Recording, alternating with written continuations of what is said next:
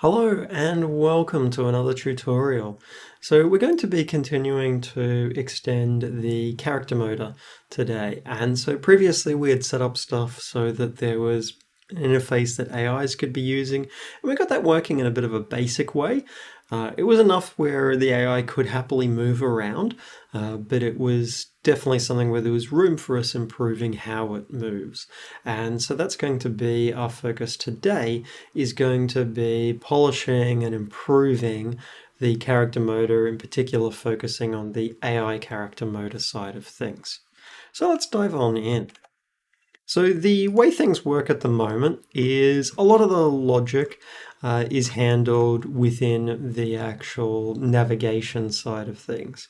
So the actual navigator gets there and provides things like turn rate and movement information, stuff like that. So what I want to do is I actually want to change this. And I'm going to remove all of these and actually remove these functions for setting the movement and the turn rate.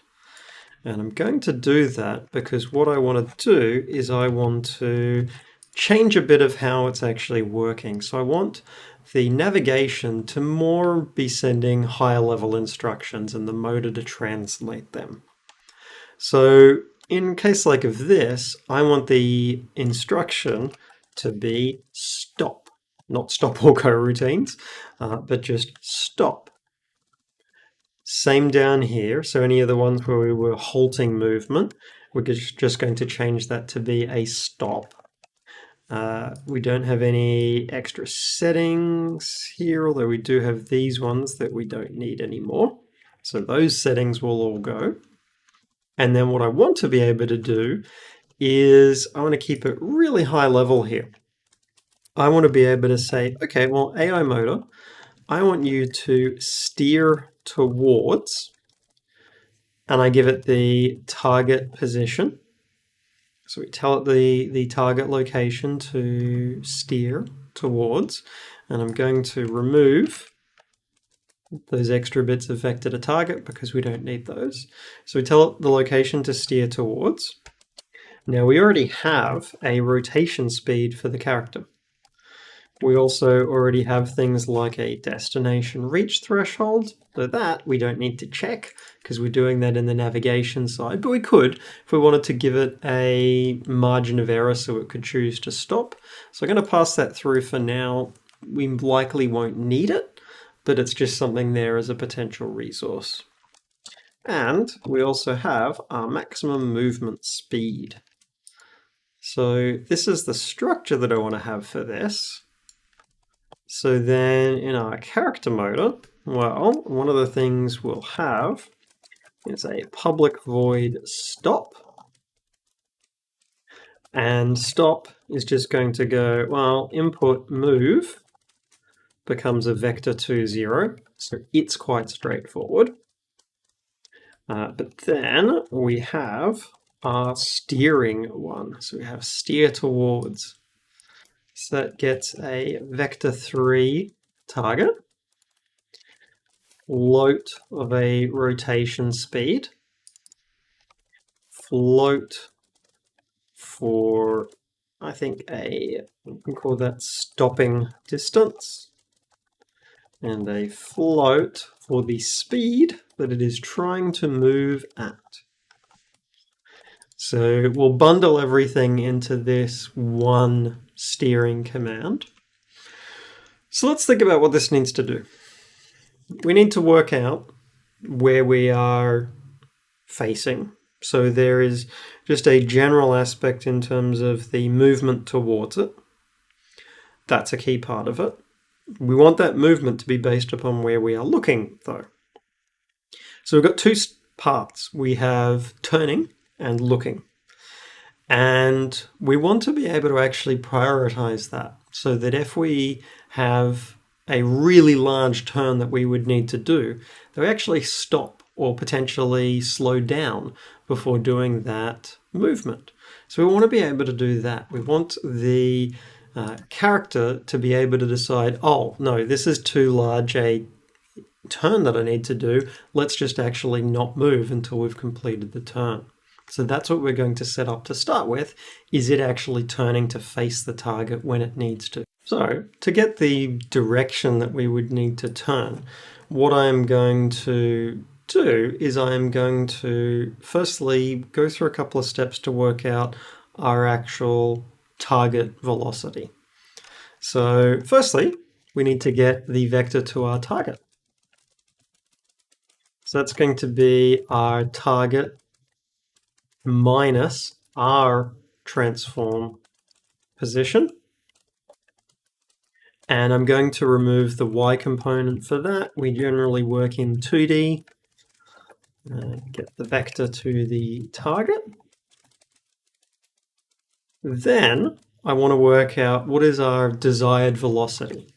So the desired velocity, that's going to be our vector to the target normalized multiplied by that speed. Then we can work out our actual target velocity. So our target velocity should be a balance between the desired velocity and our current one. And what we can do is we can set up a parameter that chooses how it prioritizes that. So we can have a serialized field, goes from 0 to 1, and this is the desired velocity weighting, which I'll set to 0.5. So that's how much, or how strongly, how aggressively, essentially, it tries to switch to that desired velocity. So then our target velocity, that becomes a vector lerp from, we take our current velocity, so our linked RB velocity, we give it the desired velocity and that desired velocity weighting. So how that works is if our weighting was 0, we would just stick with moving however we currently are. If our weighting was 1, it would immediately switch to the desired velocity, which would make it have more rapid, jerky movement likely. Having it be a blend means it's going to more smoothly transition, which is generally going to get us a better visual effect with it. So determine our velocities. So that's good. So with that, we can then work out, well, what's the angle between our target velocity and our current direction? So essentially an angle of how rapidly am I trying to steer at this particular point in time. So the angle delta, well, if remember, cosine of two vectors is the angle, your dot product of two vectors is the cosine of the angle between them. So if I do a vector 3 dot dot, and I need to make sure I normalize these. So target velocity normalized and transform dot forward. That is the cosine of the angle between the direction we are wanting to head and the direction we are currently facing. So to turn that into an angle in, well, in this case in radians, I do a mathf a cos of that. That now gives me an angle in radians, which I can convert to degrees by multiplying it by mathf rad to deg. So get the angle between our current facing and the target facing.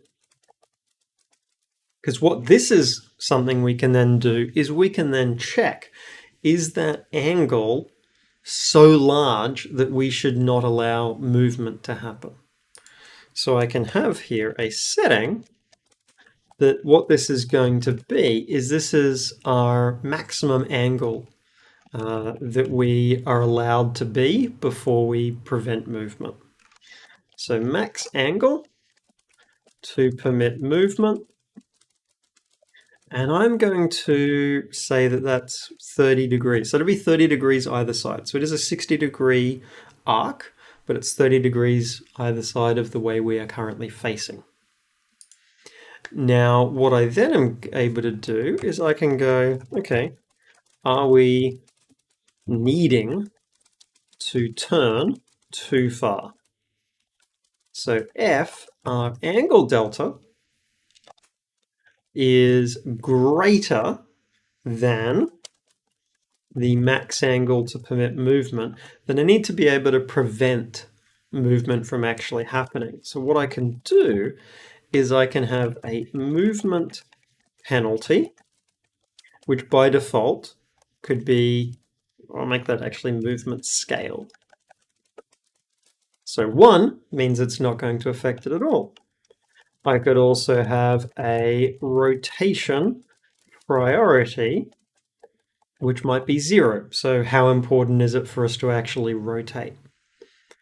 So then if the angle delta is greater than this, what I could say is the movement scale is 0 and the rotation priority is 1. So this gives us something where it's going to be able to switch off movement and prioritize rotation. So that looks decent, but then the default case, I still need it to be able to rotate, and I want that rotation to actually vary with how much rapidly I need to rotate. So for now, I'm going to set the rotation priority to 0.5. So then we've got something where we're scaling able to scale the movement. We need to still work out that movement. So we can do that. So I'm going to work out the movement and then I'm going to do the rotation. So our input move. So input move is a 2D vector. Y is forwards and backwards. And X is strafing. So our Y, we're going to take movement scale and we multiply that.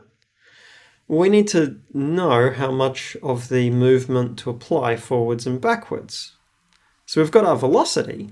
So we need the component of the velocity that's heading forwards or backwards. That's the value we should be providing on Y, because that's mapping to, on a keyboard, W and S, or on a gamepad, the stick being pushed forwards and backwards. So I'm getting the component of the velocity along that forwards direction, which means dot product. So I would do a vector3 dot dot of the target velocity, which has already been scaled by speed. So target velocity with my transform dot forward. Now that value, I need to make that be more in that -1 to 1 range. So what makes sense is to actually divide that by the character controller's current max speed. That should be something where the input then is bounded between that -1 and 1, but I can ensure it by doing a mathf clamp from -1 to 1, like that. And I can do a similar thing then for the X component, except rather than forward, it's with transform.right. So calculate the movement input. So that's good. We've worked out our movement scale. So if we're trying to rotate too large an amount, it'll actually prevent movement and focus on the rotation. So now I need to work out the rotation required. So that's quite straightforward.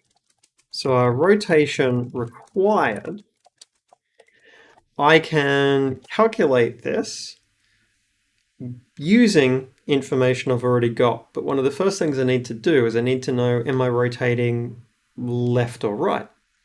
Which again, I can work that out by looking at, if I do a vector3 dot dot of my target velocity with transform.right. That value will be positive if I am trying to rotate towards my right. that value will be negative if I'm trying to rotate towards a point that's on my left. So this is giving me that sense of direction. So all I'm actually after from this is the sign of it. So I don't want its value, I just want its sign. So you can do mathf sign with a G, will give you a -1 or 1, essentially depending upon whether the value is positive or negative. So the rotation required, that works. Well, I have my rotation speed, and because we're directly changing that, that scales by time. So we determine the rotation required. We also need to factor in our priority for the rotation. So rotation required, we're going to multiply that by the priority, and then we can apply it. So to apply it, we go local rotation is local rotation multiplied by, we construct a quaternion angle axis. So generally, if I'm doing stuff with rotations that's a little bit more complicated like this, I would always use a quaternion. And we go for vector 3 up. Or we could go transform dot up. So that's determining and apply the rotation required. Now, something we're not doing is it's either full rotation priority or low rotation priority. There's better stuff that we can be doing there where we're doing some extra scaling, and we will do that in a moment. What we just want to check is, okay, does the AI move towards things and turn in a way that we're a bit more happy with? So let's run this. Now its max move speed is the speed it will try and move at. So I'm going to bring that up to 5. So let's run this. So we can see it had a large rotation, so it prioritized the rotating, moves over. So that's a lot better. It's focusing on that aspect of facing. Now that was quite a slow rotation because we need to adjust the rotation speeds a bunch as well there. So the rotation speed I would increase to 120, and I want to make it that it can balance the rotation that it uses based upon the distance and everything. So what I want to do is the priority for doing the rotation, change that. So I want to be able to say something here where, okay, well, rotation priority should correspond to the angle delta. So the angle delta, now we shouldn't strictly need to absolute value to it, but I'm just being extra cautious with it. So that divided by the max angle to permit movement. Because what that will do is that will ensure that if we have a large angle, or something very near that maximum angle, it's going to try and rotate faster. And if we're really close to it, it's less important. It's trying to rotate slower. So that should work, give us a lot better control there with it. And I want to control our speed. So if we're trying to do a lot of turning, actually slow our speed down. So what I can set up is I can set up an animation curve. So speed scale versus rotation priority. The idea being that we adjust our movement scale here based upon, so movement scale becomes equal to, we evaluate our rotation priority. So that if our rotation priority is really high, we can lower the speed scale. If our rotation priority is really low, then our speed scale can be very high. Now we can actually clean up this because we can see we've got static ones here. So this is something where you can write one version of it and then change the structure of it a bit once you see all of the cases, because if I change that then to a less than, then it means I don't need the else and I have less code, which is always good. So in terms of setting up that curve then, what that curve needs to look like is we go in and we set this up. So we start with our standard S curve, but so further towards the right is an increasing rotation priority. So we actually want to invert this. So this should start at a value of 1. And then in terms of where this ends, we don't want it to go to 0 because that's way too low a drop in speed. Something more like 0.5. So when it needs to do a large turn, it drops the speed by half, I think is better. And then we can test how this looks. So what we'll find, rotates pretty quickly, moves over there. So if it's something where it has a fairly shallow amount of rotation, it'll be able to rotate and move at the same point in time. But when it's a large rotation, like that, it prioritizes rotating first before it then actually goes. So that looks good. That's much better looking movement. One thing we do notice is when it gets to the end, it's not looking at the object necessarily. So I want to actually extend, and this is a little bit of a modification on the navigation side, but I want to extend it so that it's able to say when it finishes, that it actually then starts to make it face the particular target location. So it can still have, unreached destination. The changes, we actually are going to make these in the navigation itself. So up here, where we had the different options, I'm going to have one where we are orienting at end of path. Give that a value of 3. So, okay, can be trying to orient at the end of the path. We also, with that, need to give it the ability to have some target there. So I'm going to give it a transform look target. Follow the usual logic. Also make it easy to check if it has a look target. So it has look target will just be one where it checks is look target not equal to null. So, okay, we can check if it's got a look target. We need to have a way of getting that look target into it. So this is where what I would do is have a transform look target, but I'm going to default that to null. So when we set a destination, we can give it a look target, but we don't have to. If we do give it one, then we can go, well, look target is that, so we can transfer that across.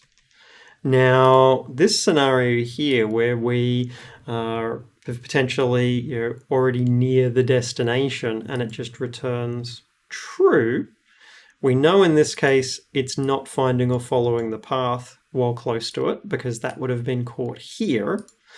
And finding or following the path, we'll get to updating that in a second. So what we potentially need to do here is if it has a look target, will actually force the state to change to orienting at the end of the path. So if it has a look target, and more specifically, so it's something where we're doing this check and this check, the exact same one here. So it is implied that it is not finding or following the path. So we don't need to check it, but it is aware, we should be aware that we are making a bit of an assumption here. That does carry a little bit of risk to it. So, okay, it's done that logic. Well, when it reaches the destination, before it would go to idle. So this also has to change because if it has a look target, then the state should become orienting at end of path. Otherwise, it goes to idle. Also means we want to then have a protected virtual void and on facing look target. And in this case, it always then goes back to idle. We also need a tick.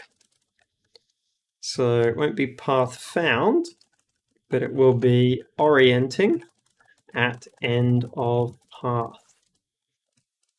So we just add in a couple of key ones there so it can force those behaviors. Then in our navigation one, this will then automatically be a little bit grumpy because we've got the tick path following, but we then also need protected, void, tick, and we want a orienting at the end of path. So it should, like that. Now that needs to tell the AI motor to look towards something.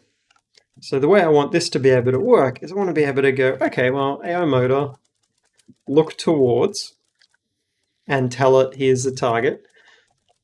And I need to give it the rotation speed. And if that returns true, I want it to treat that as it is done. So on facing the look target. So it's good. That gives us then, I want to be able to set this function up, which this also makes it easy for us if we need to just have our AI look at something. We've now got a particular function that's going to be able to do that, which is really, really handy because that's a common thing that comes up. So our target is defined by a transform. We have our rotation speed. Now, a lot of the logic is actually going to be pretty similar to stuff we had above. So firstly, we get the vector to the target. And that we will again convert that to 2D. So vector to target is our target position minus our transform position. We convert that to 2D and we're going to normalize it.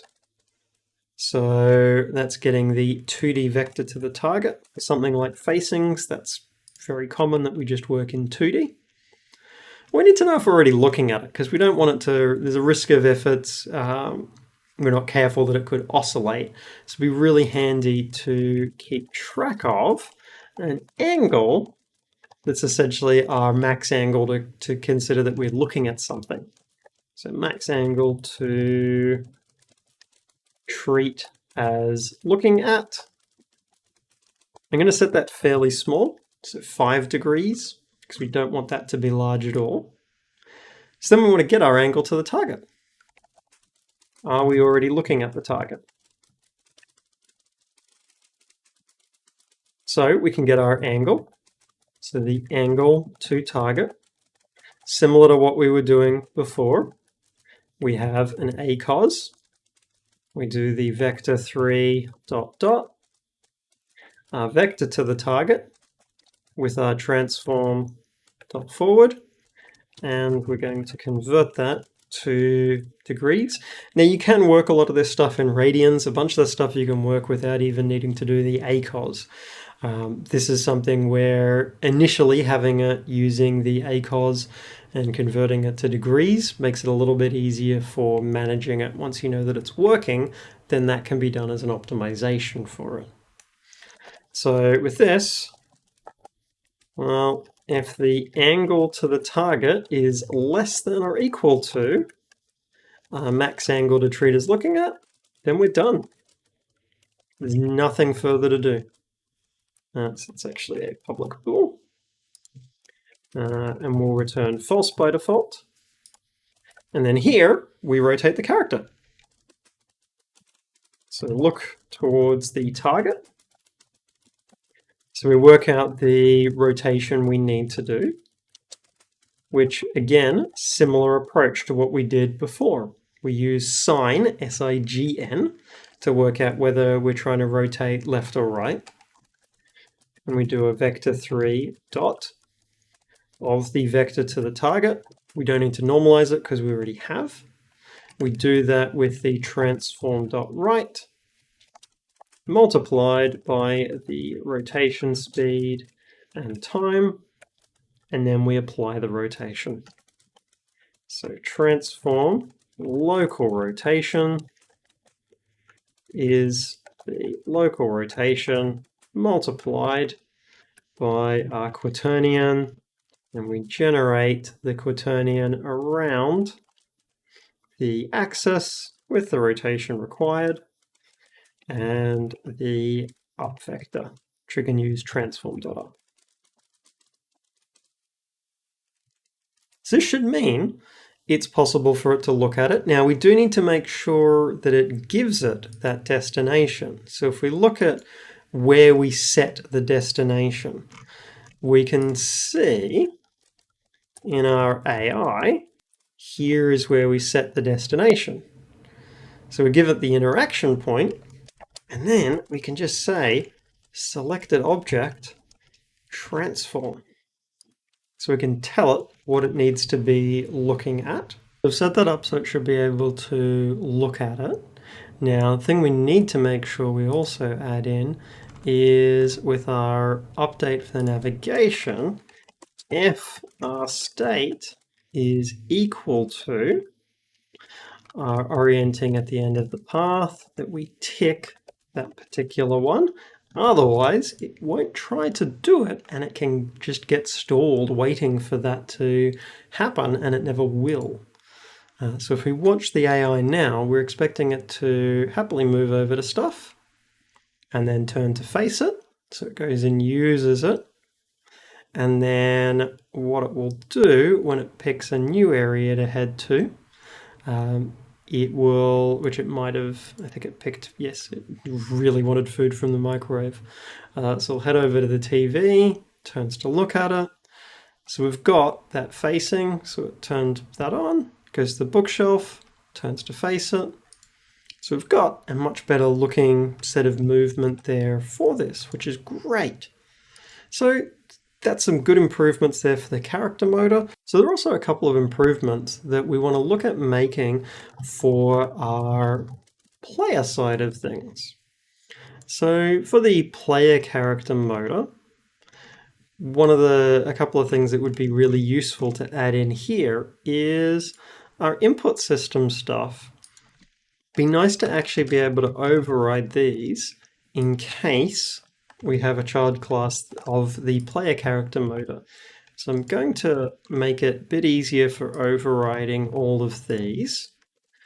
I'm also going to set up some events here so that we have support for being able to fire off an event for primary interaction or secondary interaction.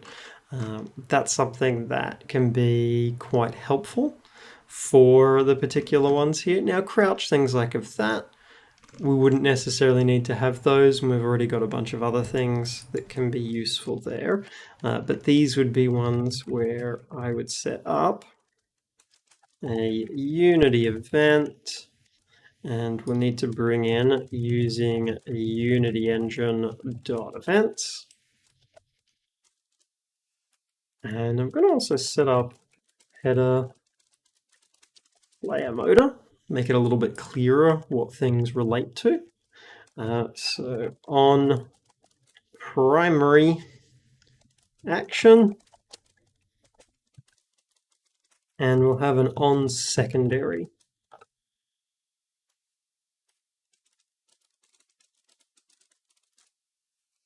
So that looks good. We'll have those. Now these, the AI motor conceivably might want to activate those. So those are things that I could put into the common base.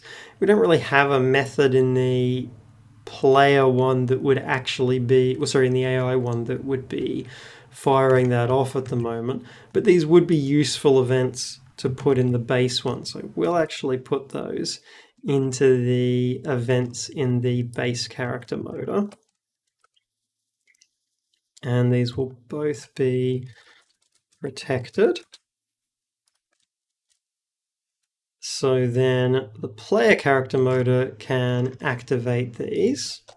So we'll be able to go F input primary action, then on primary action invoke, and then similar thing here of F input secondary action. Now you can see we get into an issue here, and that's because of the naming. So we're going to have to actually update the names here. So on primary and on secondary, it's going to be one that will be a little bit more reliable. So that's good. Now the AI motor would be able to invoke those as well if we need to. So that just makes it a little bit easier for working with the stuff. We'll also set up a header for the AI section. So header, AI motor, or just AI. We've got customization for the player. So now that should stand out a little bit better.